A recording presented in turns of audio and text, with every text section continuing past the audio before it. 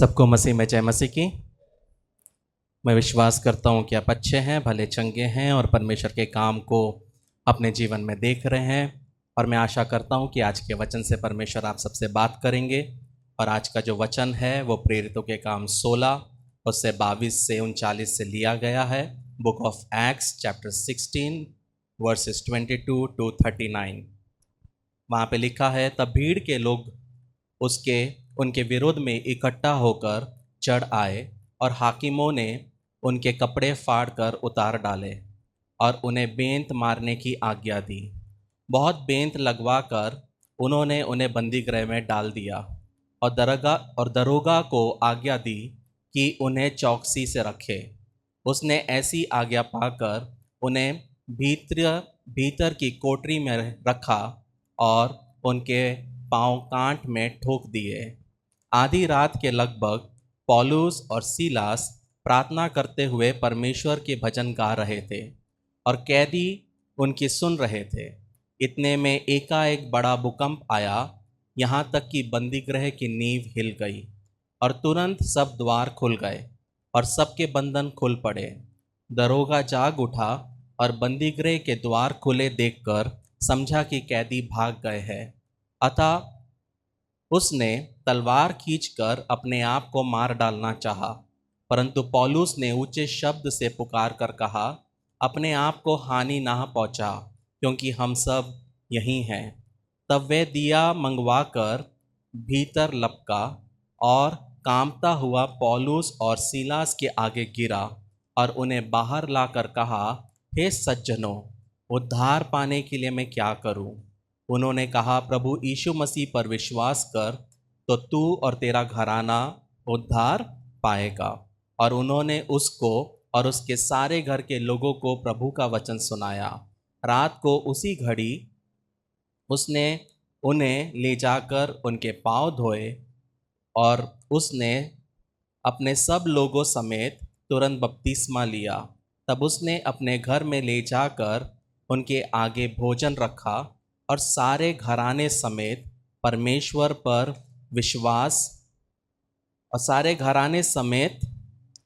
पर विश्वास करके आनंद किया।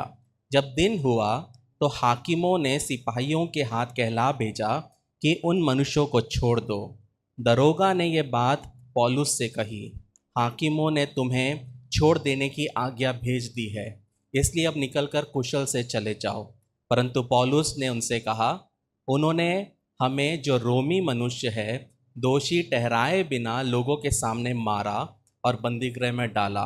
अब क्या हम चुपके से निकल रहे हैं? ऐसा नहीं, परंतु वे स्वयं आकर हमें बाहर निकाले। सिपाहियों ने ये बातें हाकिमों से कही और वे ये सुनकर कि रोमी है डर गए और आकर उन्हें मनाया और बाहर ले जाकर विनती की कि नगर से चले जाए। वे बंदीगृह से निकलकर लुदिया के यहाँ गए और भाइयों से भेंट करके उन्हें शांति दी और चले गए।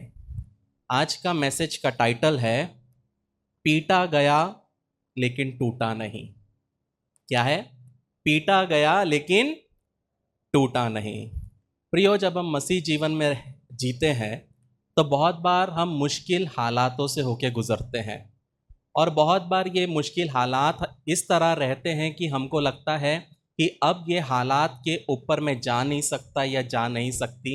ये हालात मेरे परिवार को तोड़ देगा, ये हालात मेरे विवाह को तोड़ देगा, ये हालात मेरे ऑफिस में काम को तोड़ देगा। लेकिन परमेश्वर बहुत बार ऐसे हालातों के बीच में भी ऐसा काम करते हैं कि यदि आज हम अगर अपने मसीह जीवन को पीछे मुड़ के देखें तो ऐसे बहुत सारे संदर्भ है कि जहाँ पे परमेश्वर ने ऐसे ऐसे काम किए हैं जो हमने ना ही कभी सोचे और ना ही कभी हमने समझे। तो इसलिए बहुत ज़रूरी है हमारे जीवन में ये समझना कि जब प्रभु हमारे साथ है तो विरोधी कोई भी नहीं हो सकता। जब हम यीशु मसीह के बारे में देखते हैं प्रियो, जब यीशु मसीह इस पृथ्वी पे आए तो यीशु मसीह को परमेश्वर ने किस लिए भेजा? एक उद्धारकर्ता के रूप में भेजा। और उसका क्या उद्देश्य था? पापियों का उद्धार के लिए। लेकिन परमेश्वर ने उसको उद्धारकर्ता के रूप में तो भेजा, लेकिन जो उसके साथ हुआ वो उस नाम के हिसाब से नहीं हुआ। जैसे कि बहुत अजीब बात है कि यीशु मसीह ने प्रेम दिया लेकिन लोगों ने उससे नफरत किया। वो चंगाई देने आया लेकिन लोग उसको चोट देते गए। वो जीवन देने आया लेकिन लोगों ने उससे उसका जीवन ले लिया। लोगों ने उसको मसीहा तो कहा लेकिन बाद में क्रूस पर चढ़ा दो चिल्ला चिल्ला कर भी कहा। यीशु मसीह सच्चाई से चलना यीशु मसीह ने चुना, लेकिन लोगों ने उसको झूठे बात बोलकर क्या किया, फंसा दिया। यीशु मसीह ने अनुग्रह बांटा लेकिन लोगों ने उसके साथ विश्वासघात किया। यीशु मसीह ने उनको शांति दी लेकिन लोगों ने यीशु मसीह के साथ हिंसा किया। भले ही यीशु मसीह उद्धारकर्ता बोला गया, लेकिन यह समझना बहुत ज़रूरी है प्रियो कि जब हम मसीह जीवन में हैं यही हमारे साथ होता है। हम प्रभु के लोग हैं, हम शांति के राजदूत हैं, सब हम प्रभु से प्रेम रखते हैं, लेकिन हमारे साथ जो व्यवहार होता है वो बिल्कुल ऑपोजिट होता है। हमें बोला जाता है कि हम विजेता हैं, लेकिन फिर भी प्रियो हमें हार से गुजरना पड़ता है। परमेश्वर का वचन हमें चुना हुआ बोलता है, लेकिन फिर भी बहुत बार हम अपने जीवन में ठुकराया हुआ महसूस करते हैं। लेकिन एक चीज़ हमेशा समझना, यदि परमेश्वर के पुत्र को दर्द में से होके गुजरना पड़ा, यदि परमेश्वर के पुत्र को क्रूस में से होके गुजरना पड़ा, अगर वो सह लिया, तो हम जो उसके अनुयायी हैं, हम जो उसके पीछे चलते हैं, हमें भी वो यही सब सहना बहुत ही क्या है, आवश्यक है। लेकिन समझने की बात यह है प्रियो, हम सब जो यहाँ पे इकट्ठा हैं, हम सब भी कहीं ना कहीं जीते हुए हैं। हम सब ने हार को देखा है, लेकिन परमेश्वर ने परिस्थिति में हमें क्या किया है, विजय दिया है। हमें भी बहुत बार धोखा मिला है, हमने भी रातों को आंसुओं में बिताया है। कितनी बार प्रियो हमें लड़नी पड़ी है, जो लड़ाई हमने शुरुआत नहीं की है।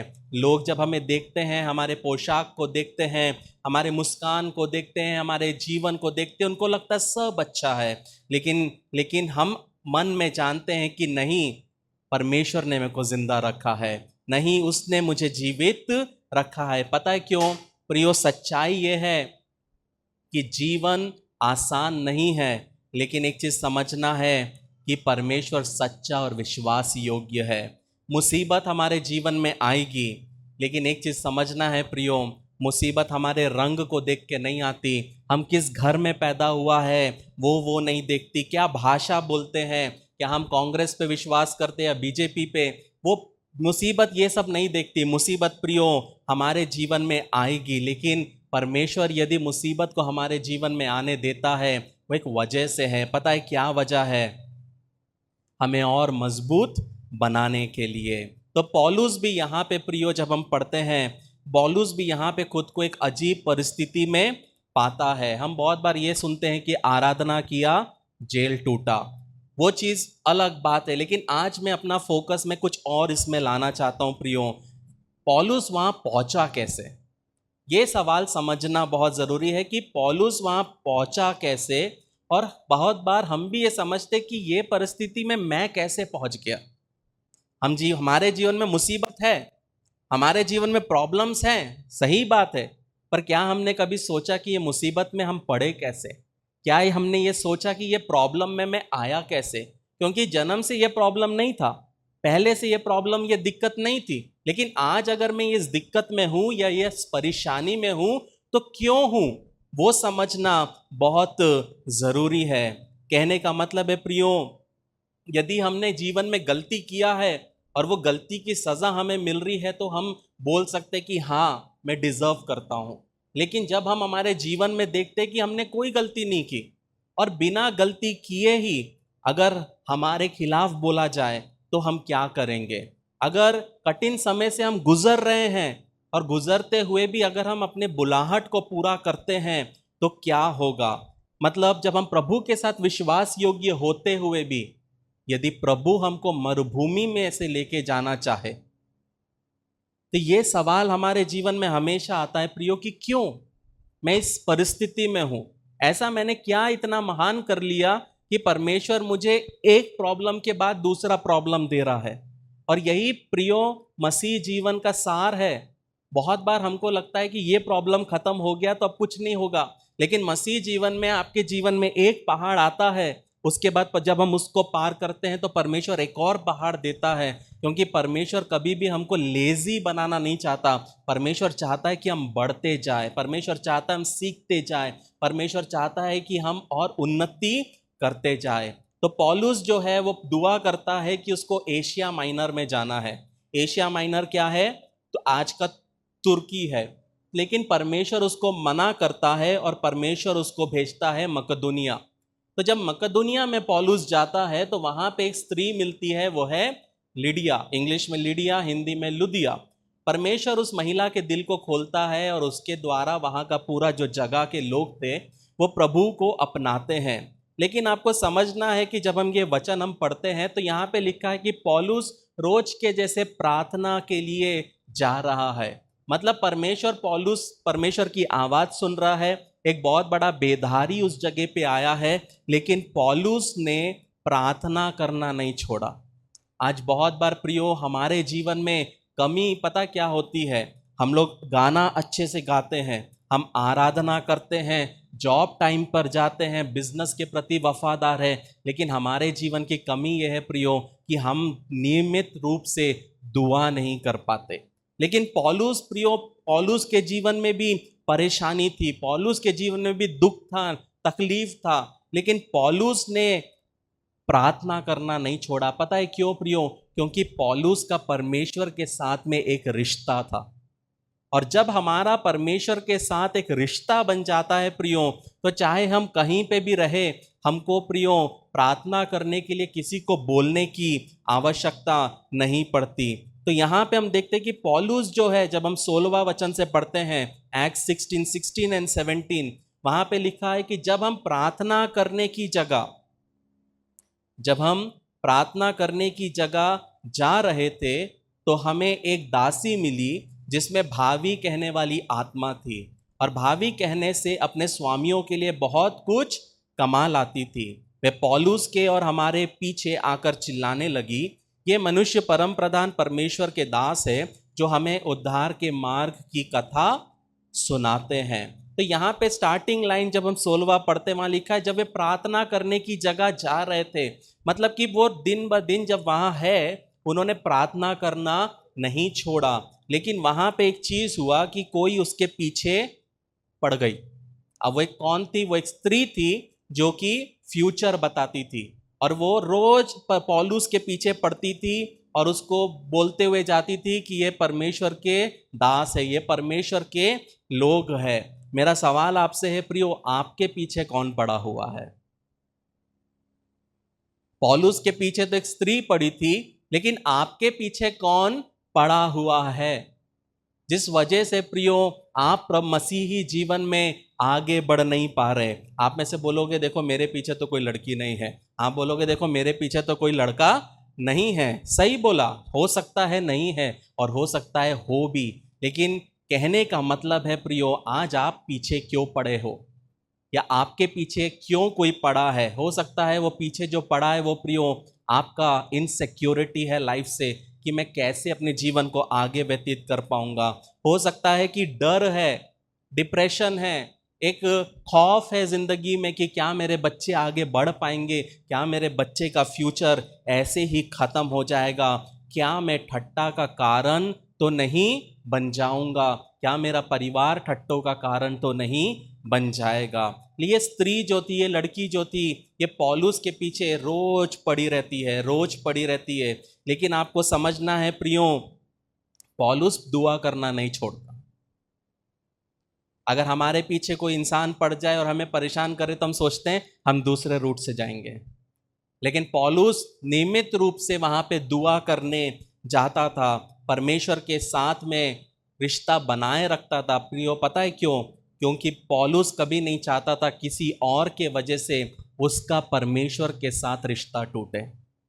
जब हम मसीह जीवन में प्रियो बहुत बार हमारा परमेश्वर के साथ रिश्ता बनता है, टूटता जाता है, क्योंकि कभी कोई व्यक्ति घुस जाता है, कभी हमारे लिए हमारा जॉब इंपॉर्टेंट हो जाता है, कभी बिजनेस इंपॉर्टेंट हो जाता है, कभी हमारे लिए हमारा परिवार इंपॉर्टेंट हो जाता है। कुछ ना कुछ कारणों से हम क्या करते हैं प्रियो, हम परमेश्वर के साथ के रिश्ते में किसी को आने देते हैं और उस वजह से हम परमेश्वर के काम को देख नहीं पाते। इसका मतलब पता है प्रियो क्या है? आप कितना भी प्रार्थना कर लो, आप कितना भी उपवास कर लो, शैतान आपके जीवन में काम करना कभी नहीं छोड़ेगा। ये आपको हमेशा गांठ बांधना है। चाहे आप रोज प्रार्थना करो, 3 टाइम प्रार्थना करो, 5 टाइम प्रार्थना करो, मलयुद्ध हमारा हमेशा बना रहेगा। शैतान हमेशा हमें डिस्ट्रैक्ट करने की कोशिश करेगा, पर शैतान हमेशा हमें डिस्करेज करने की कोशिश करेगा। लेकिन प्रियो, हमारा मकसद क्या है? उसके साथ बने रहना। तो जब हम 18वां वचन पढ़ते हैं, वहाँ लिखा है, वहाँ पे हम देखते हैं कि लिखा है कि वह बहुत दिन तक ऐसा ही करती रही। मतलब पौलुस सहता गया। पौलुस उसको कुछ नहीं बोल रहा। पौलुस चिल होते हुए वहाँ से जाता है, अब प्रार्थना करता है, अपना काम करता है। हम होते तो क्या करते प्रियो? अगर हमारे पीछे रोज कोई ऐसा व्यक्ति पड़ता तो हम क्या करते? ये सवाल है। तो वहाँ लिखा है, परंतु पौलुस दुखी हुआ और मुड़कर उस आत्मा से कहा, मैं तुझे यीशु मसीह के नाम से आज्ञा देता हूं कि उसमें से निकल जा। और वे उसी घड़ी निकल गई। यहाँ पे पौलुस दिन ब दिन क्या हुआ? सहता सहता सहता एक दिन परेशान होकर उसने बोला और उसको क्या किया? उसको डांटा। और जैसे ही डांटा, यहाँ पे आपको समझना है, पता है, एक वर्ड लिखा है, और मुड़कर उस आत्मा से कहा। पौलुस ने मुड़कर उस स्त्री से नहीं कहा प्रियो, पौलुस ने उस स्त्री के अंदर जो दुष्ट आत्मा था या दुष्ट आत्मा थी उससे कहा। बहुत बार हमारे जीवन में पता प्रॉब्लम क्या होता है प्रियो? हम मनुष्य से कहते हैं, उसके अंदर जो काम करने वाला आत्मा है उससे नहीं कहते हैं। और बहुत बार उसी वजह से हम बहुत सारे रिश्तों को क्या करते हैं? हम तोड़ देते हैं, क्योंकि हमको लगता है कि ये व्यक्ति कर रहा है, लेकिन हमारा मलयुद्ध मांस और लहू से नहीं है प्रियो, हमारा मलयुद्ध दुष्ट आत्माओं से है। तो हर एक व्यक्ति जो आपको प्रोवोक करता है, हर एक व्यक्ति जो आपको नीच दिखाता है, हर एक व्यक्ति जो आपको दबाने की कोशिश करता है, ये कभी मत सोचना वो व्यक्ति कर रहा है। नहीं नहीं, वो व्यक्ति के अंदर जो बैठा हुआ है वो उसको उत्साहित करता है कि तुझे ये करना है। और यहाँ पे हम देखते हैं प्रियो, पौलुस इतना महान काम करता है, लेकिन ये महान काम करने के वजह से पौलुस के जीवन में क्या आता है? पौलुस को प्रॉब्लम में फंस जाता है। प्रियो, हम सब चाहते हैं कि लोग हमें जाने, हम सब चाहते हैं कि हमें दान वरदान मिले, हम सब चाहते हैं कि हम दुआ करें दुष्टात्मा भाग जाए। लेकिन प्रियो, सवाल ये उठता है कि यदि आपका वरदान ही आपकी असुविधा बन जाए तो आप क्या करोगे? मतलब आपके जीवन में प्रॉब्लम्स आने की वजह आपका दान हो, आपके जीवन में आने की वजह अगर आपका वरदान हो तो आप क्या करोगे? परमेश्वर के द्वारा चुना जाना अगर आपको प्रॉब्लम में डाले, परमेश्वर के द्वारा आपको जीवन में आशीष आना अगर आपको प्रॉब्लम में डाले, तो आप क्या करोगे? प्रियो, ये सवाल समझना बहुत ज़रूरी है कि अगर परमेश्वर हमें इस्तेमाल करना चाहता है और इस्तेमाल करते करते परमेश्वर यदि हमें मरुभूमि में डाल दे तो हम क्या करेंगे? जब हम मत्ती 4 पढ़ते हैं, वहाँ लिखा है कि यीशु मसीह मरुभूमि में जाते हैं, आत्मा लेके जाता है। यीशु मसीह खुद नहीं जाते। तो जब परमेश्वर हमें मरुभूमि में परीक्षा के लिए लेके जाते हैं प्रियो, तो हम क्या करेंगे और कैसे करेंगे? ये सवाल हमारे जीवन में उठता रहता है प्रियो। कहने का मतलब है प्रियो, जब परमेश्वर ने आपको बोला उस व्यक्ति को ये कहे, और आपने जब वो कहा, जब परमेश्वर ने कहा उस परिवार को जाके बोल कि तेरे परिवार में पाप है, मन फिरा, और आपने वो बताया, और वो बताने के वजह से आप दोनों के बीच में मनमुटाव हो गया, तो आप क्या करोगे?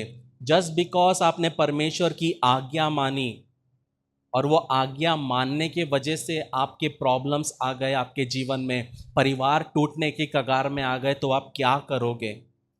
झगड़ा या परेशानी का कारण प्रियो आशीषें नहीं है। झगड़ा और परेशानी का कारण अगर आपके जीवन में आपके दान वरदान ही हो गए तो आप क्या करोगे? यहाँ पे प्रियो, पौलुस स्त्री से बात नहीं करता, पौलुस किससे बात करता है? पौलुस उस आत्मा से बात करता है। लेकिन समझने की बात है प्रियो, यहाँ पे जब स्त्री मुक्त हो गई तो हाकिमों का धंधा बंद हो गया। जब वो स्त्री के अंदर से दुष्टात्मा चला गया तब क्या हुआ? जब स्त्री के अंदर से दुष्टात्मा चला गया तो वहां जो लोग थे जिन्होंने उस स्त्री को रखा था, उनका बिजनेस प्रॉब्लम में आ गया। प्रियो, शैतान को यह फर्क नहीं पड़ता कि आप चर्च जाते हैं। याद रखना मैं क्या बोल रहा हूं। शैतान को यह फर्क नहीं पड़ता आप चर्च जाते हैं। शैतान को यह फर्क नहीं पड़ता आप ताली बजाते हैं। शैतान को यह फर्क नहीं पड़ता कि आप गीत गाते हैं, आराधना करते हैं। पता है शैतान को कब फर्क पड़ता है? जब आप किसी के जीवन में प्रभाव डालते हैं, जब आप एक व्यक्ति को अंधकार में से छुड़ाने के लिए उसको सुसमाचार सुनाते हैं, जब आप उसके कार्य को रोक देते हैं, तब शैतान आपके खिलाफ आता है। चर्च में सब लोग आते हैं, लेकिन अटैक सिर्फ उन पे क्यों होता है जो रोड में जाके प्रचार करता है? चर्च में बहुत लोग आते हैं, अटैक सिर्फ उन पे ही क्यों होता है जो लोगों के घर में जाके दुआ करते हैं? क्योंकि चर्च आने से शैतान को कोई प्रॉब्लम नहीं है। हाँ, तुम करो, तुम जो कर रहे हो, क्योंकि तुम 2 घंटे बाद निकल के सीधा मोबाइल में ही बैठने वाले हो। लेकिन जो व्यक्ति मोबाइल छोड़कर घर से धूप में या ठंडी में, बारिश में बाहर निकल के जो नरक में जाने वाले व्यक्ति को जब सुसमाचार सुनाता है, तब वहाँ पे शैतान का राज्य को प्रॉब्लम होता है। कहने का मतलब है प्रियो, शैतान चाहता है कि हम चुप रहे। शैतान चाहता है कि हम घर में रहे। शैतान चाहता है कि आप किसी को सुसमाचार ना सुनाओ, आप कंफर्टेबल रहो, आप दिनचर्या में चलते रहो, कमाते रहो, सब चीज़ नॉर्मली करते रहो, शैतान को कोई प्रॉब्लम नहीं आएगा। लेकिन जिस क्षण आप घर से बाहर निकलोगे ये बोलकर कि मैं एक व्यक्ति को रोज सुसमाचार सुनाऊंगा या सुनाऊंगी, चाहे वो ऑटो वाला हो, चाहे वो सब्जी वाला हो, कोई भी क्यों ना हो, आप देख लो 1 हफ्ते के अंदर आपके साथ क्या करेगा वो। क्योंकि आप अगर प्रभु में मजबूत नहीं तो वो आपके साथ फुटबॉल खेलेगा। इसलिए बहुत समझना है कि जब ये स्त्री का बिजनेस के द्वारा बिजनेस बंद हुआ तो पता क्या हुआ? जब हम 19 से 22 पढ़ते, वहां लिखा है, जब उनके स्वामियों ने देखा कि हमारी कमाई, क्या लिखा है, कमाई की आशा जाती रही, तो पौलुस और सीलास को पकड़ के चौक के प्रधानों के पास खींच ले गए और उन्हें फौजदारी के हाकिमों के पास ले गए और कहा, ये लोग जो यहूदी है हमारे नगर में बड़ी हलचल मचा रहे हैं और ऐसी रीतियां बता रहे हैं जिन्हें ग्रहण करना या मानना हम रोमियों के लिए ठीक नहीं। तब भीड़ के लोग उनके विरुद्ध में इकट्ठा होकर चढ़ गए और हाकिमों ने उनके कपड़े फाड़कर उतार डाले और उन्हें बेंत मारने की आज्ञा दी। प्रियो, ये लोग जैसे ही बिजनेस खत्म हुआ सीधा इस पौलुस को पकड़कर मजिस्ट्रेट के पास ले जाते हैं और पौलुस और सीलास को मौका तक नहीं देते हैं कि उन्होंने क्या किया। कहने का मतलब है प्रियो, जब परमेश्वर आपको ऐसी परिस्थिति में डाले जहां पे आप कुछ मुंह ही ना खोल पाओ, तब आप क्या करोगे? यहाँ पे प्रियो, इन लोगों ने गलत तरीके से इनके ऊपर में हावी किए, कोर्ट में लेके गए, इनको बात करने का भी मौका नहीं दिया।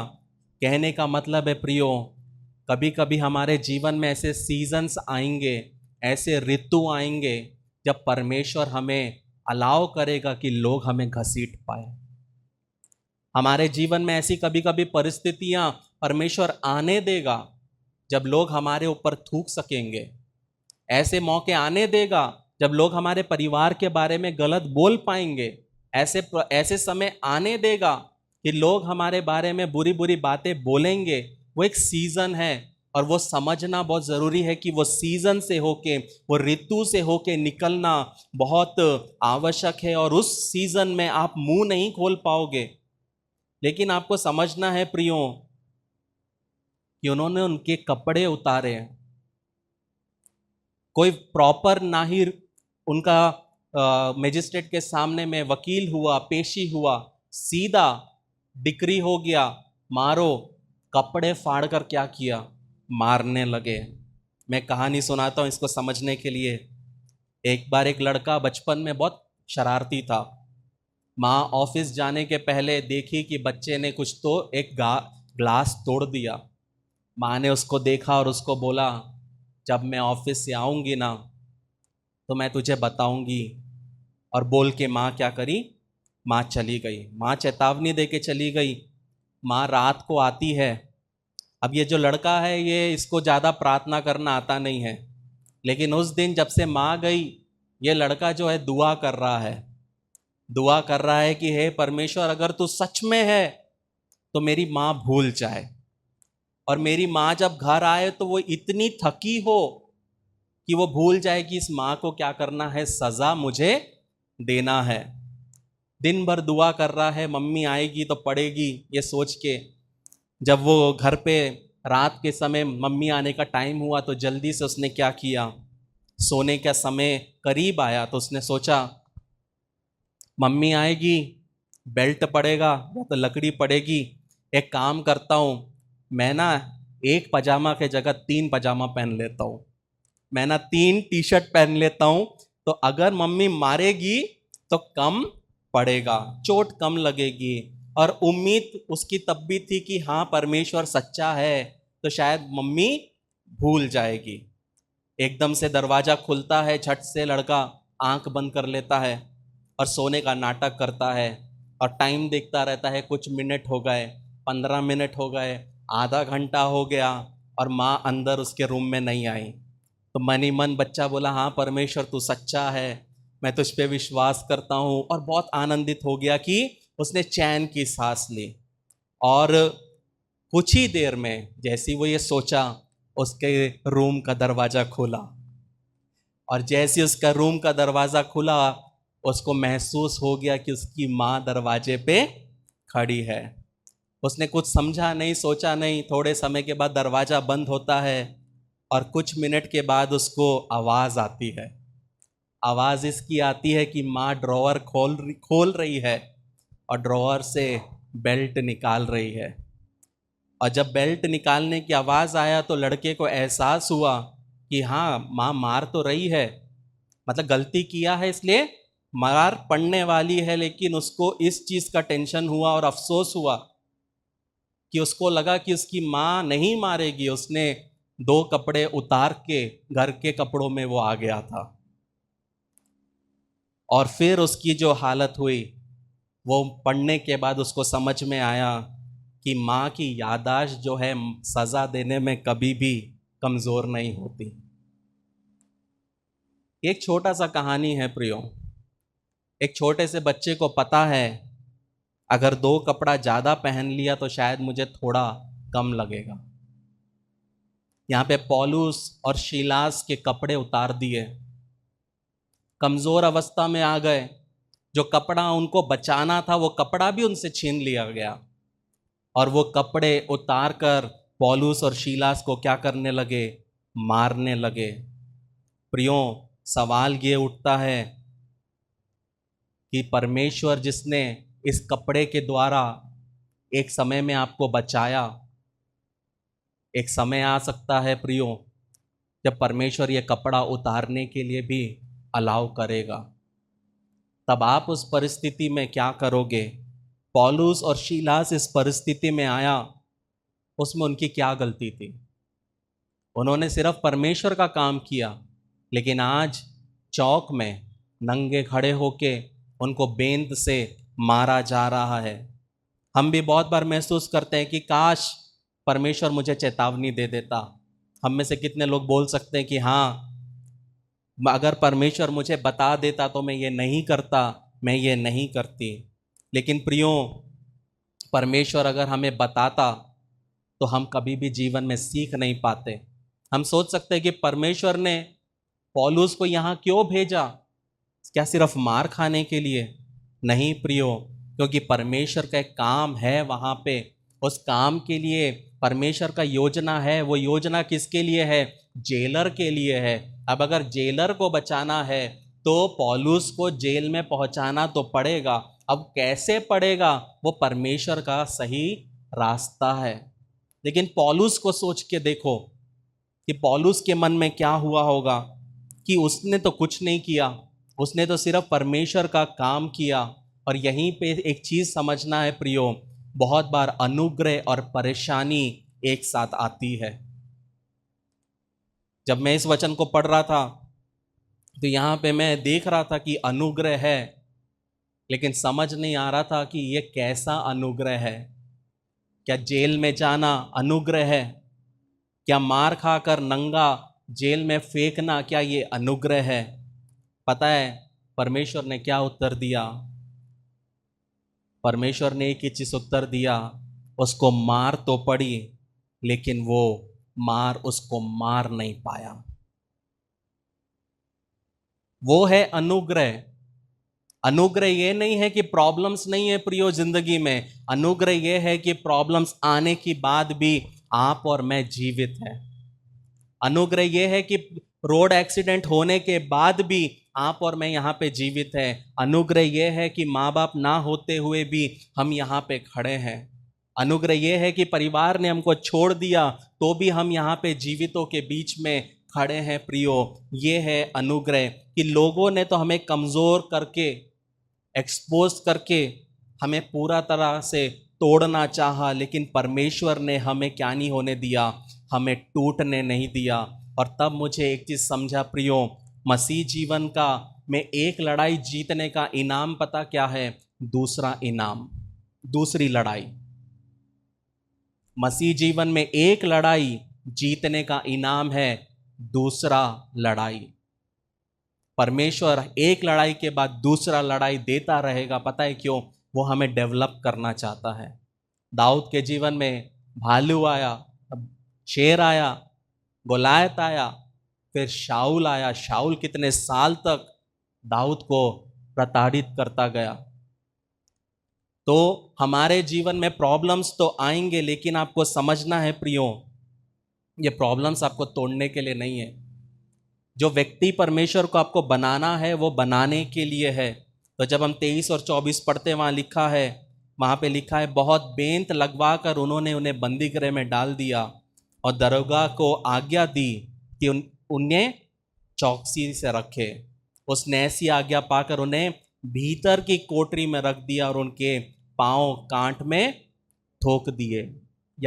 याद रखना वहाँ क्या वर्ड यूज किया है? भीतर की कोठरी में। ये बहुत इंपॉर्टेंट है। मतलब उनको सिर्फ जेल में नहीं डाला, जेल के भी अंदर के रूम में डाला है। मतलब नॉर्मल जेल हम समझते हैं, पौलुस और शीलास हम फोटोज देखते हैं कि वो लोहे के पीछे हैं, लेकिन नहीं, जेल के अंदर जेल मतलब काला पानी, जहां पे ना रोशनी है, जहां पे ना कुछ है। मतलब वो पूर्ण तौर पे क्या हो गए हैं? अंधकार में है। और ये समझना है प्रियो, वचन कहीं नहीं कहता कि वो ठीक हो चुके हैं। मतलब जो मारा है वो मार के साथ, उस दर्द के साथ खून बह रहा है, और उस खून बहते हुए शरीर से वो कोठरी में क्या कर दिए हैं? वो वहाँ पे अंधेरे में बैठे हैं। अब अंधेरे में बैठने के बाद प्रियो वो क्या करने की सोचे हैं? अंधेरे में बैठ गए हैं। वहाँ पे हम होते तो क्या सोचते? हो सकता है कि कल सुबह मुझे मार डाला जाएगा, हो सकता है कल सुबह मुझे फांसी दे दी जाएगी। लेकिन प्रियो यहाँ पे आपको समझना है प्रियो कि यहाँ पे परमेश्वर एक्चुअली पौलुस के लिए जो कार्य करना चाहता है प्रियो, वो बड़ा है। कहने का मतलब है प्रियो, बहुत बार हमारे जीवन में हम भी जख्मी होते हैं, लोग हमें तोड़ देते हैं, लेकिन आपको समझना है प्रियो, इस वचन से परमेश्वर एक ही चीज बोलना चाहता है, कभी कभी जिंदगी में तू झुकेगा लेकिन तू टूटेगा नहीं। कभी कभी परिस्थिति आपको झुकाएगी और झुकना पड़ेगा, क्योंकि मसीह जीवन क्या है प्रियो? सेवा है। जब हम सेवकाई बोलते हैं तो सेवकाई के पहले के शब्द हैं सेवा। यदि हम प्रभु के होते हुए अगर हमारे जीवन में सेवा भाव नहीं है तो हम प्रभु के लायक नहीं हैं। ये समझना है प्रियो कि आधी रात के पहले पौलुस और शीलास क्या करते हैं? वहाँ पे आराधना करना शुरू करते हैं। जब नेक्स्ट वचन हम पढ़ते हैं, वहाँ लिखा है, आधी रात के लगभग 12 नहीं बजे हैं, लेकिन 12 बजने का वेट उन्होंने नहीं किया कि मैं नेक्स्ट डे कुछ करूँगा। बहुत बार हमारे जीवन में हम सोचते हैं नेक्स्ट ईयर 1 तारीख से मैं क्या करूँगा, मैं दुआ करना शुरू करूँगा, 1 तारीख से मैं नया काम करना स्टार्ट करूँगा। आपको ये चीज़ समझना है प्रियो, परमेश्वर के काम करने के लिए हमको नेक्स्ट साल का 12 बजने का हमें कभी भी क्या नहीं करना है, हमें कभी भी इंतज़ार नहीं करना है, बल्कि हालात बदलने के पहले हमें क्या करना है, हमें हालात बदलने के पहले उसकी आराधना करना है। और यहाँ पे ये दोनों क्या करते हैं, आधी रात के लगभग पौलुस और शीलास प्रार्थना करते हुए परमेश्वर के भजन गा रहे थे और कैदी सुन रहे थे। यहाँ पे इनके पास में स्क्रीन नहीं था, इनके पास में कोई कीबोर्ड नहीं था, कोई पैड नहीं था, इनके हाथ और पैर बंधे हुए हैं कि ये ताली बजा सके या ये उछल कर कूद सके। इनके दिलों में सिर्फ एक गीत है, और वो क्या गीत है वो हमको भी नहीं पता। लेकिन कहने का मतलब है प्रियो, उस अंधकार में, उस दर्द में, उस पीड़ा में लहूलुहान होते हुए पता क्या हुआ, वो आराधना करने लगे। और जब हम 26वां वचन पढ़ते वहाँ लिखा है, जब वो आराधना करने लगे तो वहाँ पे क्या आता है, एक भूकंप आता है। और भूकंप बंदी गृह की नींव को हिला देता है और तुरंत सारे क्या हो जाते हैं, द्वार खुल जाते हैं और बंधन खुल जाते हैं। कहने का मतलब है प्रियो, उनका प्रार्थना इतना ताकतवर था कि धरती के नीचे जो प्लेट्स है, भूकंप क्यों आता है, क्योंकि जो प्लेट्स है वो एक दूसरे से टकराती है, उस वजह से आता है। उनका दुआ ने क्या किया, उनके दुआ ने वहाँ पे एक भूकंप को ला लिया और परमेश्वर ने पूरे जगह को छोड़कर, सोचो भूकंप आया लेकिन नींव एक ही जगह की हिली। तो कौन सी जगह थी, वो बंदी गृह की नींव थी। ये समझना जरूरी है प्रियो, भूकंप सबने महसूस किया लेकिन एक ही जन की, एक ही जगह की नींव हिली। कहने का मतलब है प्रियो, जब आप दुआ करते हैं तो सिर्फ आप नहीं बल्कि आपके साथ के लोग भी उस दुआ के सहभागी होते हैं, जो फल उससे आता है। दुआ कितने लोगों ने किया, 2 लोगों ने किया। बंधन कितने लोगों के खुले, सबके खुले। प्रियो, ये होता है काम परमेश्वर का कि जब आप आत्मा और सच्चाई में उसकी आराधना करते हैं, इसलिए नहीं कि हमको कुछ चाहिए, इसलिए नहीं कि मैं, तू मुझे क्या दे सकता है, पर इसीलिए कि उसने हमारे लिए क्या किया। वो बंदी गृह में भी वो क्या किया, वो बंदी गृह में भी उन्होंने परमेश्वर की आराधना करना सही समझा। पता है प्रियो, यहाँ पे आपको बहुत लोग मिल सकते थे, यहाँ पे बहुत सारे लोग भी हो सकते थे, लेकिन पता है प्रियो, जब लोग जुड़ना चाहते हैं या जो लोग जुड़ना चाहते थे, पता है लोग मुझसे क्या कहे हैं, राहुल गवाह है, लोग बोलते हैं हमें क्या मिलेगा अगर हम आपके चर्च आएंगे या हम हमारे चर्च के साथ आपके साथ जुड़ेंगे तो हमें क्या मिलेगा। इसलिए बहुत से लोग यहाँ नहीं हैं, क्योंकि जो खुद के लिए चाहता है वो यहाँ कभी नहीं आ सकता। जो परमेश्वर के राज्य के लिए कुछ चाहता है, सिर्फ वही यहाँ पे क्या करेगा, वो टिक पाएगा। कहने का मतलब है प्रियो, हमारा आराधना और हमारा प्रार्थना सिर्फ हमारे जीवन को नहीं बल्कि हमारे साथ पूरे इलाके को भी वो छू सकता है। इसलिए ये समझना है कि आपका आराधना और आपका प्रार्थना एक आवाज़ नहीं है, आपका आराधना और आपका प्रार्थना आपका सोसाइटी को खोलने का चाबी है। ये चीज़ समझना है प्रियो।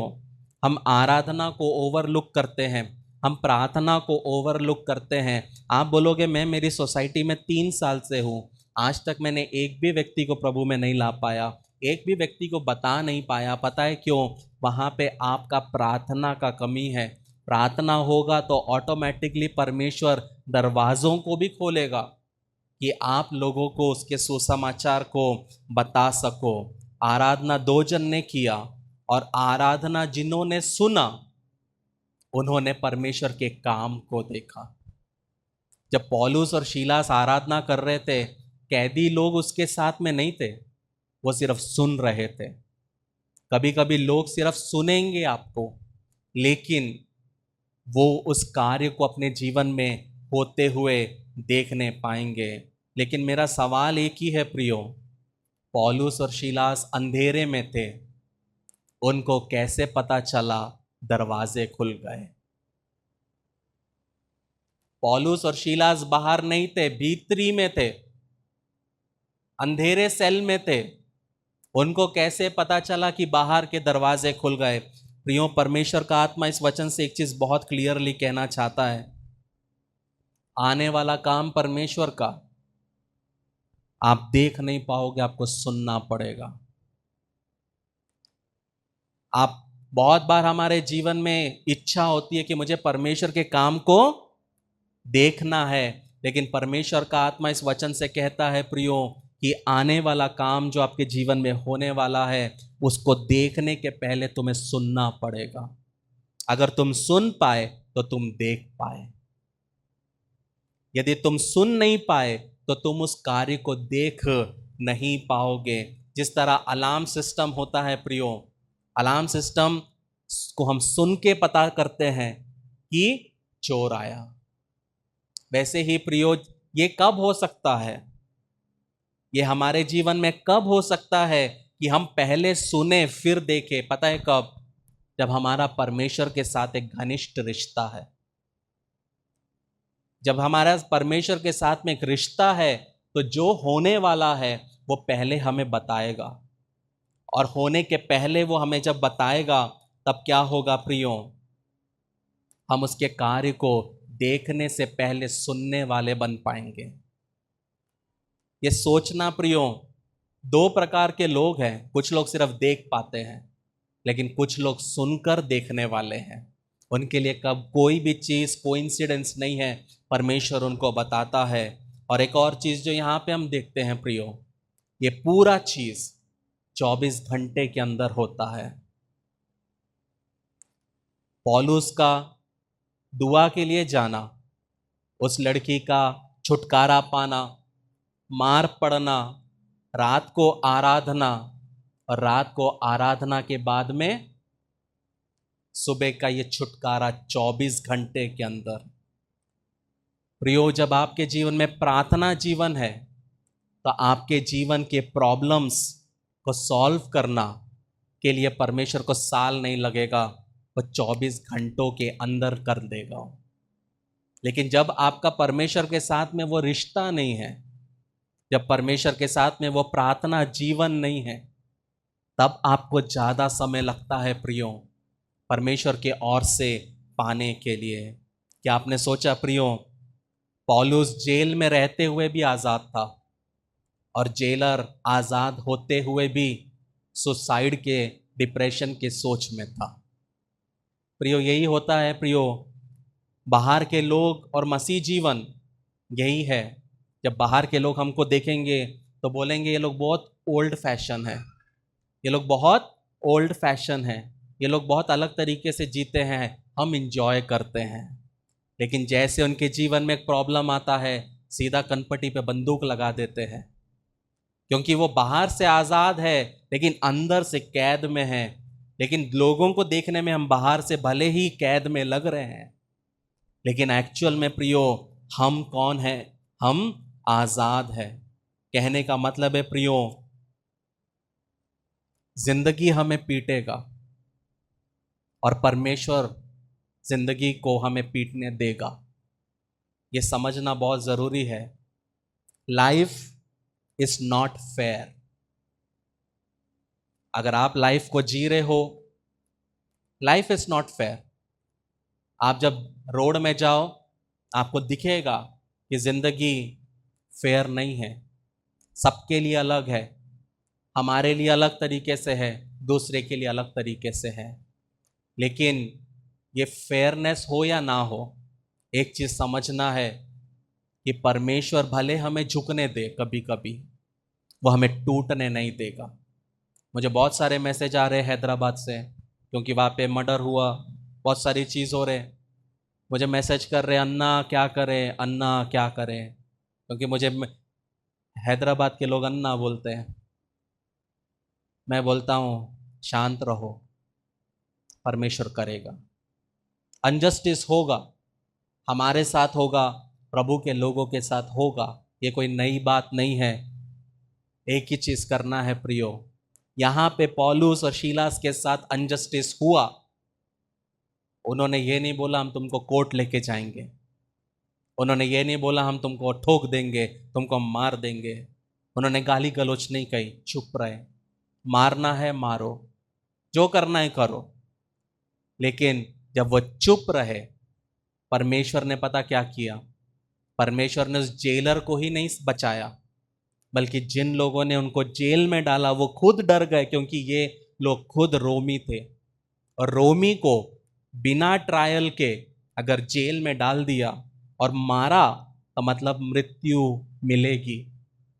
पौलुस चाहता तो बदला ले सकता था, लेकिन पौलुस ने मैटर्स को हाथ में नहीं लिया। इसलिए प्रियो बहुत ज़रूरी है, लाइफ में टेंशन रहेगा, लाइफ में स्ट्रगल्स रहेगा, लाइफ में दर्द रहेगा, यही ज़िंदगी है। उतार चढ़ाव बने रहेंगे, आप कभी गिरोगे, कभी उठोगे, एकाएक आप भागोगे और एकाएक कभी कभी आप उड़ोगे। कुछ साल रहेंगे जहाँ पे आप उड़ोगे, कुछ साल रहेंगे जहाँ पे आप रेंगोगे, लेकिन यही ज़िंदगी है। और इसी ज़िंदगी से परमेश्वर हमें एक काबिल परमेश्वर का दास और एक परमेश्वर की दासी बनाता है। उसको पता है किसको बचाना है, उसको पता है हमें कैसे तैयार करना है। यदि हम सोचेंगे कि मैं 3 पजामा पहनकर परमेश्वर से बच जाऊंगा, तो हम नहीं बच पाएंगे। हमने गाना गाया, तेरी आत्मा से भागकर मैं कहाँ जाऊं। हम परमेश्वर के हैं प्रियो, जब उसको पकड़ना है हम कुछ भी कर ले, वो ऐसे पकड़कर हमें बराबर जहां डालना है वो हमें डाल देगा। इसलिए हमेशा एक चीज़ याद रखना, आज का मैसेज अलग में दूसरे मैसेज से अलग है। मैं खुद बनाते वक्त मुझे कुछ ज़्यादा मज़ा नहीं आया, मैंने बोला परमेश्वर ये क्या मैसेज दे रहा है तू मेरे को। लेकिन एक चीज़ है प्रियो, एक ही चीज़ है, इस मैसेज का एक ही लाइन, वो झुकने देगा लेकिन वो टूटने नहीं देगा। वो झुकने देगा कभी कभी, लेकिन वो टूटने नहीं देगा। परमेश्वर इस वचन के द्वारा आशीषित करे, आमीन। तो आप विवाह के लिए आगे कदम बढ़ाने को तैयार हैं, बधाई। इससे पहले कि आप अपनी शादी के दिन की तैयारी में जुट जाएं, योजना बनाएं और परेशान होने लगें, एक सबसे महत्वपूर्ण बात न भूलें, आपकी शादी। एक अध्ययन के अनुसार विवाह पूर्व परामर्श या वैवाहिक थेरेपी पूरा करने वाले जोड़ों में तलाक की संभावना 31% तक कम होती है, और कोर्टशिप टू मैरिज इसमें आपकी मदद करता है।